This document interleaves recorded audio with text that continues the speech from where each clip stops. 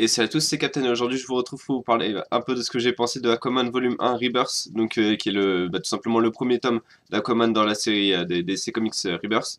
Donc je vous en parle tout de suite après le générique.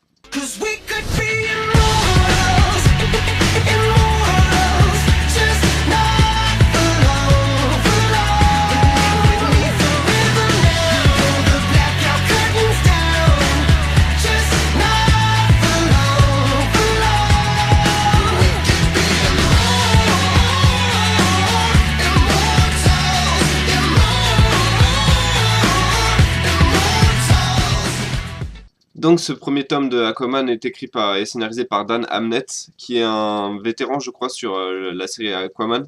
Et au dessin on retrouve Brad Walker et Philippe Briones, ou Brions, je sais pas comment ça se prononce parce que je suppose qu'il est pas américain, donc je sais pas s'il faut prononcer à la française ou pas. Je vais commencer un petit peu par un petit rappel des faits, c'est-à-dire que j'avais acheté le premier chapitre, donc du coup le numéro 1, Rebirth Volume 1, qui est juste en gros le one-shot pour juste préparer à la série qui commençait donc en juillet. Donc j'avais acheté numéro 1 en juin.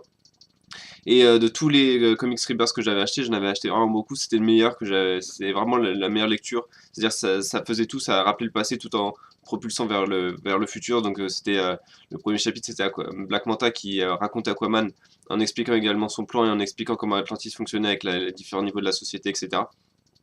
Donc vraiment une introduction parfaite. Les deux chapitres suivants, donc le vrai numéro 1 et le 2, suivent parfaitement cette logique et ça démarre vraiment en fanfare. Je me suis dit, ah, ça va être vraiment cool. Ça va vraiment être un des volumes préférés de Rebirth, et pourtant j'avais déjà lu Justice League et Green Arrow et Batman. Donc je me suis dit, ça va vraiment taper fort. Et malheureusement, en fait, donc les trois premiers chapitres commencent très fort. Les trois suivants, c'est-à-dire le 3, 4, 5, descendent en flèche véritablement au niveau du rythme, c'est-à-dire qu'on se perd vraiment dans pas mal de choses. Les dessins sont beaucoup moins beaux.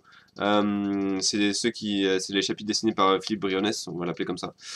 Sont beaucoup moins beaux, c'est-à-dire le visage d'Aquaman devient juvénile, mais vraiment juvénile, c'est-à-dire qu'il a pas du tout de traits, voilà, c'est juste un dessin enfin, voilà, il fait plus jeune limite à certains moments que Nightwing ou Damian Wayne, enfin, c'est vraiment, vraiment dommage, et du coup ça casse complètement le livre en deux, quoi. C'est-à-dire qu'il y a vraiment la partie bonne et la partie vraiment moins bonne, qui est limite juste insignifiante, c'est-à-dire les chapitres 3, 4, 5, où on a donc des choses qui se passent.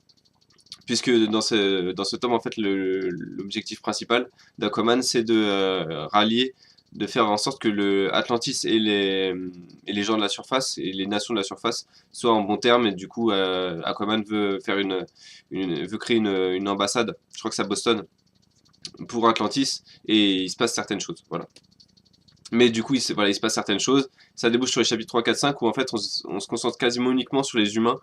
Et on a 3 ou 4 chapitres où du coup on a un affrontement contre des humains, ça n'a pas du tout de sens.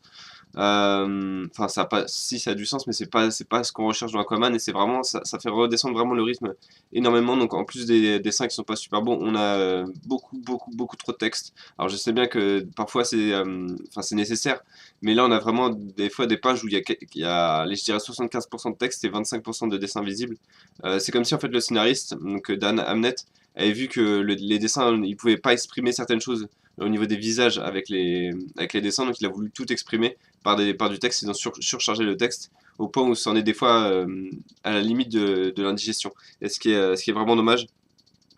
Mais le truc, c'est que le chapitre 6 remet ça en place avec l'apparition d'un autre membre de la Justice League, et du coup ce chapitre 6 nous montre en fait tout l'amour que Dan Abnett a pour le personnage d'Aquaman, en le faisant grandir véritablement. Ce, ce premier volume d'Aquaman fait vraiment ressortir le personnage d'Aquaman. Il est vraiment très développé. D'ailleurs, on ajoute de la profondeur grâce à un événement du passé qui est expliqué et qui est montré. Et du coup, ça ajoute vraiment de la profondeur. Je pensais pas qu'Aquaman pouvait avoir cette part de noirceur, entre guillemets. Du coup, ça change vraiment parce que beaucoup, je pense, le voyaient comme le Boy Scout, le sous-Superman, quoi. C'est-à-dire le tout gentil, tout est bien, alors que non, en fait, il a une part de noirceur. Ça joue également avec l'image. L'intelligence de Dan Abnett, c'est de jouer avec l'image que les nouveaux lecteurs, forcément, vu que c'est un volume 1, les nouveaux lecteurs vont peut-être aller découvrir Aquaman. et du coup il joue avec cette image, c'est-à-dire parfois il y a souvent Aquaman qui dit non mais en fait vous me voyez comme ça mais je suis pas du tout comme ça et je vais vous montrer que je suis pas comme ça.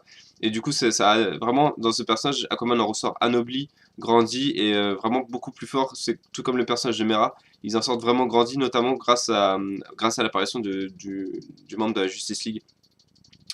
Mais voilà, vraiment le personnage d'Aquaman en ressort grandi, c'est vraiment une très bonne chose à mon sens de voir ça dans ce volume-là.